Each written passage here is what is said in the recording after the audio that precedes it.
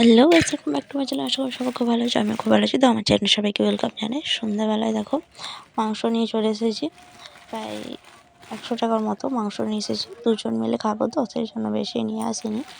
তো দেখো একটা বড় লেগ পিস করিয়ে এনেছি আর কিছুটা মাংস, কারণ দুটো লেগ পিস ভেবেছিলাম দুটো লেগ পিস পাইনি, একটা লেগ পিস পেয়েছি।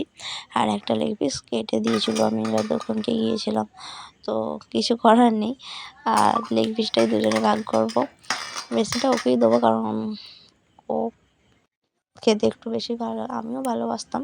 তবে বিয়ের পর বলে না, মেয়েদের একটু সবাইকে দিয়ে তারপর যেটা হয় সেটাই, আগে ওকে দিই, তারপর আমি ও খাই, দুজনেই খেয়ে নেবো। তো চলো মাংসটা ম্যারিনেট করে নিচ্ছি, ভালোভাবে ধুয়ে নিয়েছি, তারপর ম্যারিনেট করে নিচ্ছি। তারপর প্রথমে দিয়ে দিচ্ছি লবণ, তারপর দিয়ে দিচ্ছি লঙ্কার গুঁড়ো, তারপর দিয়ে দিচ্ছি হলুদ গুঁড়ো, জিরে বাটা, জিরে আর আদা বাটা, আর দিয়ে দিচ্ছি সর্ষের তেল। তো সব কিছু দিয়ে মশলা টশলা দিয়ে মাংসটা ঢাকা দিয়ে কিছুক্ষণের জন্য রেখে দেবো। কিছুক্ষণ বলতে হাতে যদি টাইম থাকে 1-1.5 ঘন্টা তো রেখে দিলে ভালোই হয়। আর বেশি টাইম না থাকলে কিছুক্ষণ, একটু 10-15 মিনিট রেখে দিয়ে তারপর মাংসটা কষাবো। তো চলো কতটা কি তোমাদের সাথে শেয়ার করতে পারবো, তো দেখতে থাকো। আর ভিডিওটি ভালো হলে অবশ্যই লাইক কমেন্ট শেয়ার করে দিও।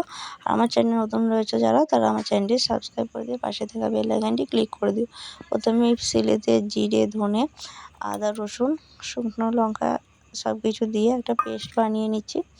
আর শিলে বাটা মশলার স্বাদই আলাদা। শিলে বাটা মশলা দিয়ে যদি এবার রান্না খেতে পারো, তো তার কি বলবো, মুখে লেগে থাকবে। তো আমি মশলাটা পেস্ট করে ওর মধ্যে ম্যারিনেট করে নিচ্ছি, নিয়ে ঢাকা দিয়ে রেখে দেবো। তারপরে রান্না শুরু করব। আর এইভাবে যদি মশলা মাখিয়ে একবার রান্না করতেই পারেন, আর আমি এইভাবে মশলা মাখিয়ে সেরকম রান্না